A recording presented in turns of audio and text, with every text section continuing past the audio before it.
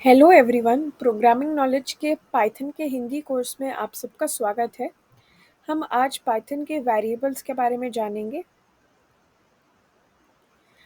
Python में variables हम कैसे डिक्लेयर करते हैं, उन्हें वैल्यूज़ कैसे असाइन करते हैं और वेरिएबल्स के अलग-अलग डाटा टाइप क्या होते हैं और एक वेरिएबल के डाटा टाइप को हम कैसे चेंज कर सकते हैं दूसरे डाटा टाइप में, वो भी हम आज देखेंगे।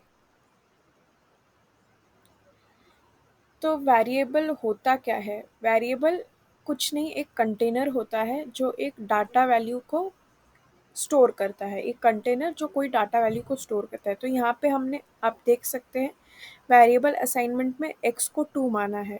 x के अंदर 2 को स्टोर किया है और आप इस स्क्वायर ग्रिड में देख सकते हैं राइट साइड में कि एक स्क्वायर में इस स्क्वायर ग्रिड में x स्टोर्ड है और उस x में 2 वैल्यू असाइन है। तो x एक कंटेनर है स्क्वायर ग्रिड में जिसमें 2 असाइंड है। मतलब कि ये मेमोरी स्पेस में एक स्पेस अलॉटेड है x को जिसमें 2 स्टोर्ड है। तो वेरिएबल कुछ नहीं, एक कंटेनर होता है मेमोरी स्पेस के अंदर जो एक वैल्यू स्टोर करता है कंप्यूटर में।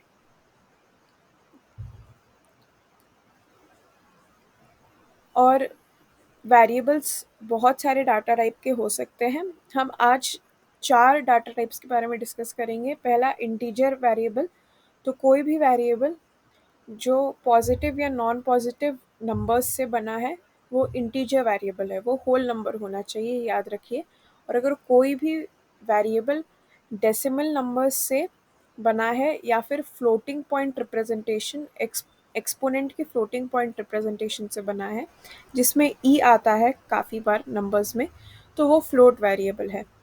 और अगर कोई भी वेरिएबल रियल और इमेजिनरी पार्ट से बना है तो वो कॉम्प्लेक्स वेरिएबल है। और स्ट्रिंग वेरिएबल कोई भी वेरिएबल जो लेटर्स या वर्ड स्टोर कर रहा है अपने आप में डबल कोटेशन या सिंगल कोटेशन से, तो वो स्ट्रिंग वेरिएबल है।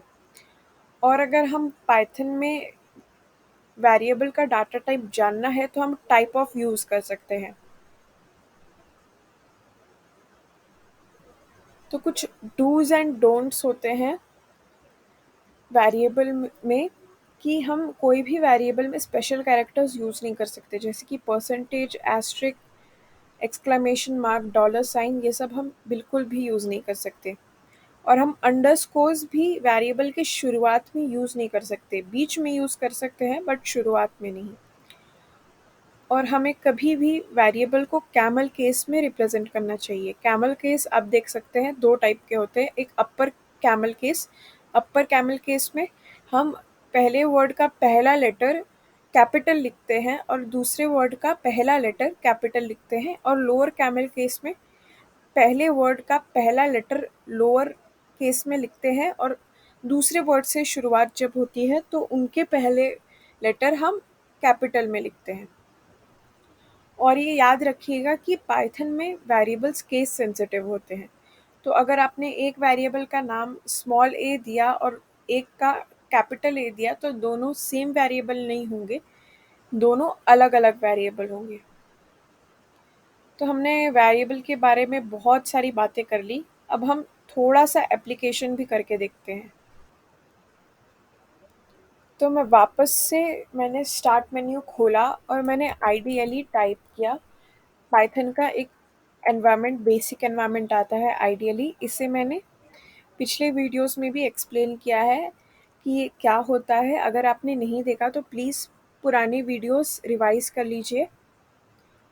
मैं इसे खोलूँगी और यहाँ पे हम एक वेरिएबल जो भी हमने डिस्कस किया वो सब हम धीरे-धीरे देखते हैं। सबसे पहले हमने डिस्कस किया कि वेरिएबल को हम बिल्कुल ऐसे असाइन कर सकते हैं। और अगर मैंने ए टाइप किया तो 2 आ जाएगा। मैंने ए को 2 की वैल्यू असाइन की। ए कंटेनर था जिसमें 2 स्टोर हुआ और फिर ए को मैंने कॉल किया ए लिखकर और फिर 2 मुझे आउटपुट मिला। ऐसे ही अगर मैं एक वेरिएबल बोलूँ माय डेसिमल, अब देख सकते हैं मैंने लोअर कैमल केस का यूज़ किया है जिसमें मैंने पहले वर्ड का पहला लेटर लोअर केस में लिखा है, दूसरे वर्ड का पहला लेटर कैपिटल केस में। इसे हम कैमल केस बोलते हैं। और आप ज़्यादा से ज़्यादा कैमल केस को यूज़ करिएगा वेरिएबल असाइनमेंट में। और इसे मैंने 2.567 का एक वेरिएबल स्टोर किया और मैंने माय डेसिमल को कॉल किया, तो हमें उसका वैल्यू मिल गया। अब हमने इंटीजर वेरिएबल और फ्लोट वेरिएबल दोनों देख लिए हैं। अब हम एक स्ट्रिंग वेरिएबल देखते हैं। इसे मैं दूंगी my string. My string is equal to programming knowledge.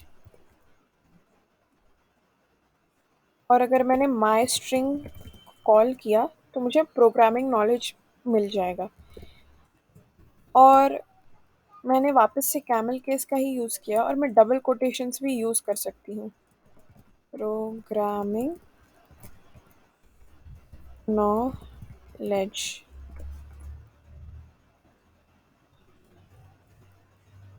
My string, इसे मैं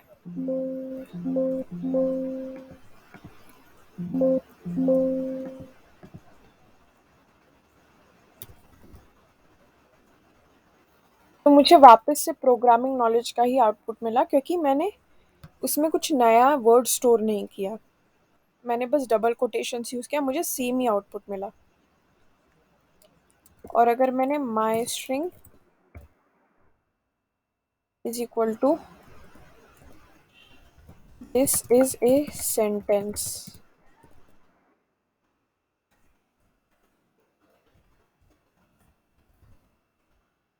तो हम देख पा रहे कि this is a sentence print हो गया। तो आप ये याद रखिए, अगर आपको सेंटेंसेस प्रिंट करने हैं विद स्पेसेस, तो आप डबल कोटेशन या सिंगल कोटेशन के बजाय ट्रिपल कोटेशन का यूज़ कीजिए।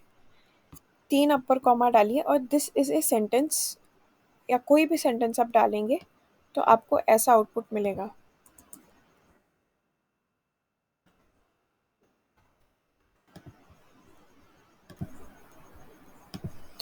मैं आइडियली एक बार वापस से खोल रही हूँ क्योंकि वो बहुत क्राउडेड हो रहा था। अब हम कॉम्प्लेक्स वेरिएबल की तरफ बढ़ते हैं। कॉम्प्लेक्स में मैंने i+2j स्टोर किया और मैंने माई कॉम्प्लेक्स को कॉल किया, तो मुझे 1+2j मिल गया। और इसमें आपको एक ध्यान रखना है कि पाइथन के लिए कॉम्प्लेक्स में हम जनरली आई यूज़ नहीं करते हैं, जे यूज़ करते हैं। तो आप भी जे यूज़ किया करिएगा वेरिएबल असाइनमेंट के वक्त।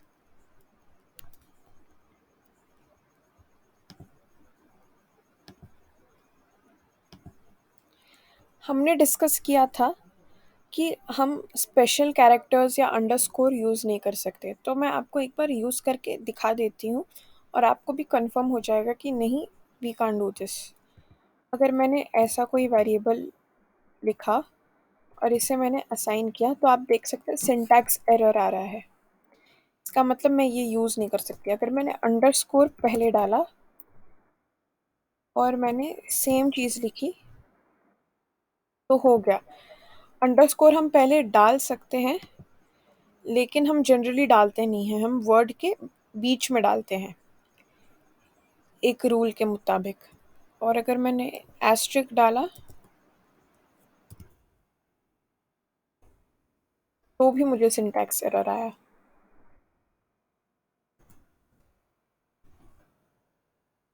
इसमें मुझे सिंटैक्स एरर नहीं आया।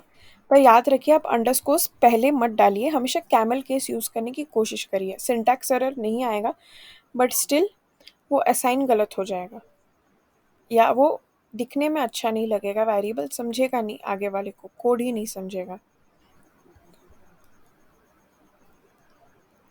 तो हमने ये सब डिस्कस कर लिया है। तो अब हम डिस्कस करेंगे टाइप कास्टिंग के बारे में। टाइप कास्टिंग होता क्या है? तो आपको पता होगा कि कोई एक्टर अगर एक रोल बार बार प्ले करता है तो हम बोलते हैं कि वो टाइप कास्ट हो चुका है। मतलब कि उसने अपना डिफाइन कर लिया है कि वो वही करेगा आगे से।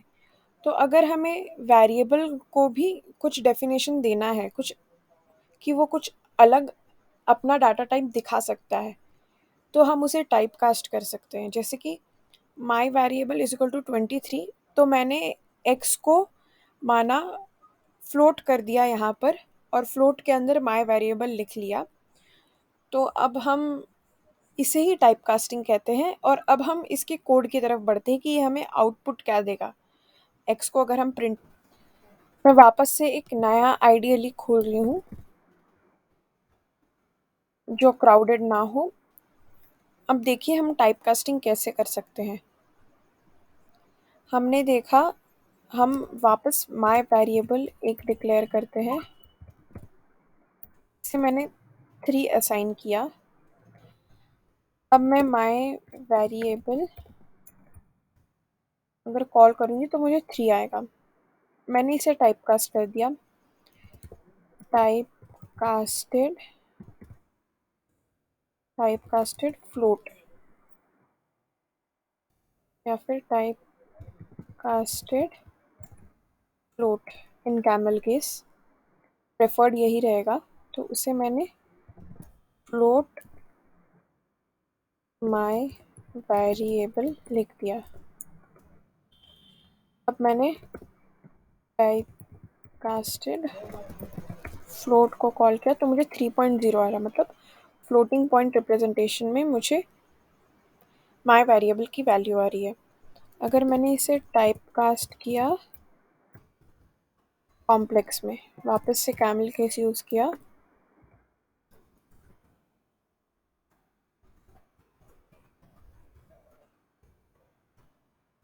और मैंने टाइप कास्टेड कॉम्प्लेक्स को कॉल किया, तो मुझे 3+0j, क्योंकि इमेजिनरी पार्ट में कुछ भी नहीं था।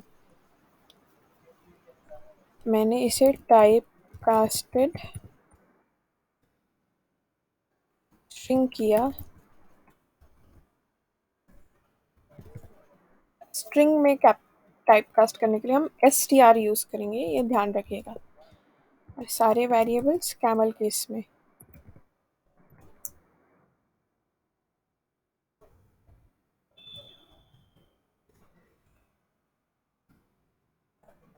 तो मुझे सिंगल कोटेशन में 3 आया, मतलब स्ट्रिंग बन के मुझे वो माई वेरिएबल आ गया अगर हमने स्ट्रिंग में टाइप कास्ट किया। तो आई होप कि आपको टाइप कास्टिंग अब समझ गई होगी। तो आई होप गाइज आपको आज के सारे कॉन्सेप्ट्स क्लियर हो गए, चाहे वो वेरिएबल नेमिंग में हो या वेरिएबल असाइनमेंट में वेरिएबल क्या होता है, और वेरिएबल को हम कैमल केस में लिखते हैं, या फिर वेरिएबल की टाइप कास्टिंग हम कैसे करते हैं, ये क्लियर हो चुके हो। अगर आपको सब क्लियर हो चुका हो तो प्लीज़ हमारे चैनल को लाइक, शेयर और सब्सक्राइब करिए, और मिलते हैं नेक्स्ट वीडियो में पाइथन कोर्स पे।